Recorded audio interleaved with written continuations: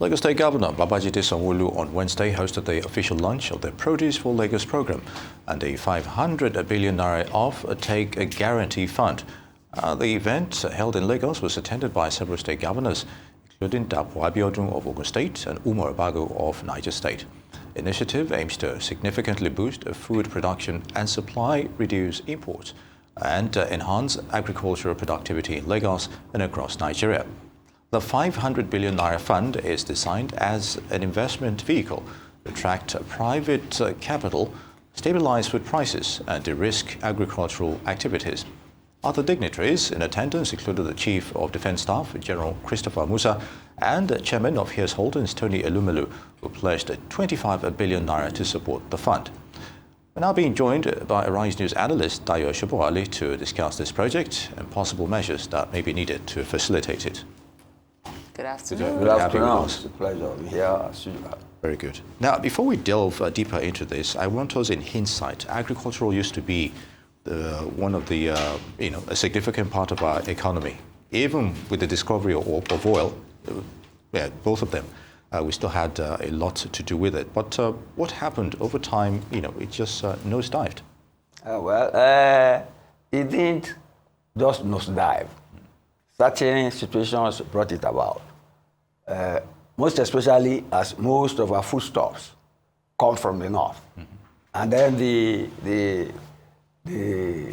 the herdsmen, farmers, dispute. Yes. It's like the insecurity it has created has paralyzed the whole country, literally.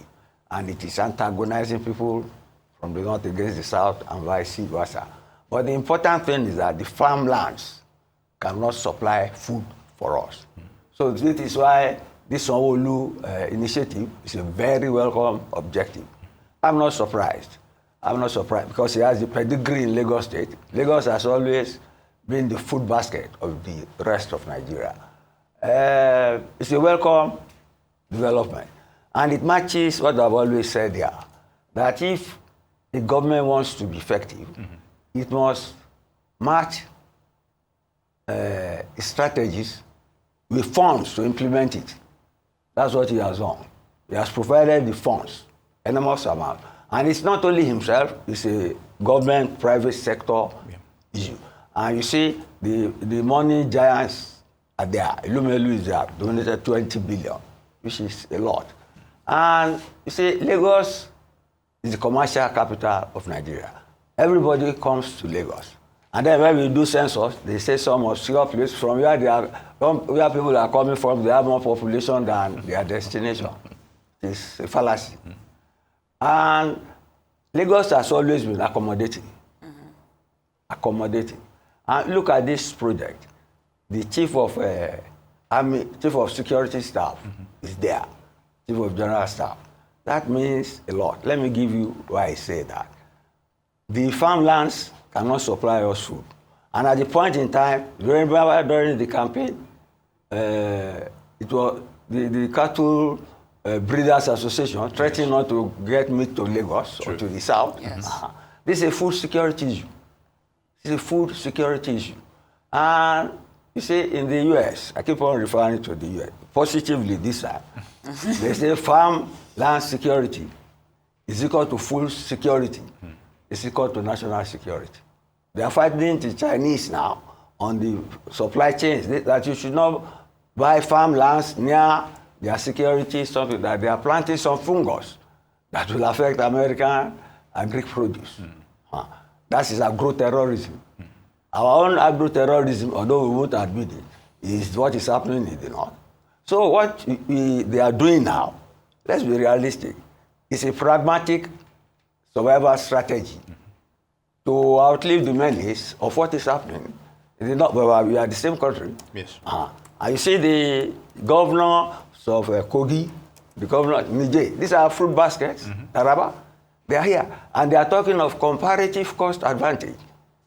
It's like a barter sort of thing. Yeah. I said it here before. If you are a true democracy, a true federation, we should be ready to sort out our problems by transferring. We don't have borders as what.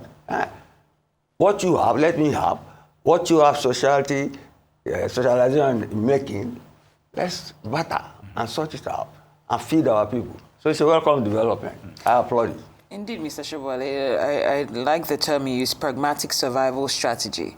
But how do we ensure that this... Always hold me down. Yes, now. That shows that I'm listening. So, Mr. Sobowale, how do we ensure that this program actually addresses food security as opposed to just creating another avenue for, you know, what some critics might call political patronage? I disagree with whoever those people are, because this is a food problem. They say the army works on his stomach. Yes. An hungry man is an angry man. They are not doing it for their own survival. There won't be political stability if people are hungry. So it is a welcome political development. You get me? And it is bringing, it's a supply chain issue. Supply chain issue. The traders, the merchants, the transporters, they, to make the supply chain for food consistent, resilient, and affordable, to make affordable food prices, to create affordable food prices for people. So I see it as a well thought out program. And since they have the funds, and they have a body in Lagos State set up already for this, and the logistics and the synergy, they have thought it out. Yeah. You get me? And I'm sure, you see, you should have seen what I'm trying to say. It's a survival issue. You mentioned it. Yes. You should not have asked that question. Why? You get me? Because it's a not something. Yes. Yes. That is it. If we cannot, that's why I say I'm happy the Chief of Defense Staff is there. Because it's a security issue. I mentioned what they said in the US. Farm security is equal to food security, it's equal to national security. Because you have to be able to feed yourself. Yeah. Get me? So, and you must make your lands, your livelihoods, even your laboratories for making, creating good nutrients, make them safe from enemies so that you satisfy your people. You can only say for politicians, if they deliver on their promises, like Trump is doing, they will vote them back again.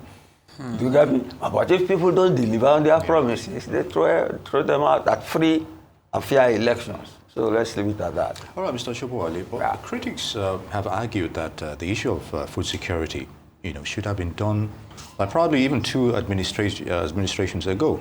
And we've been having issues of climate change, like you mentioned, the issue of insurgencies in the north. And of course, even COVID, I remember then things were so difficult and trying to get all this food together. So in that aspect, would you agree with them that fine, something is being done right now regarding Lagos, but from a wider perspective, shouldn't something more urgent should have been done probably several years before now? Several years before now. Yeah. Then you see, you have to go back in history. 7 years before now, we had the president who just died in charge. And we had these menace of Fulani herdsmen disturbing the farmlands. Yeah. And there's been calls. And then he said if he was not a soldier, he would have been a Fulani. So we had empathy for them. And I'm not too sure most governments don't have empathy for these people.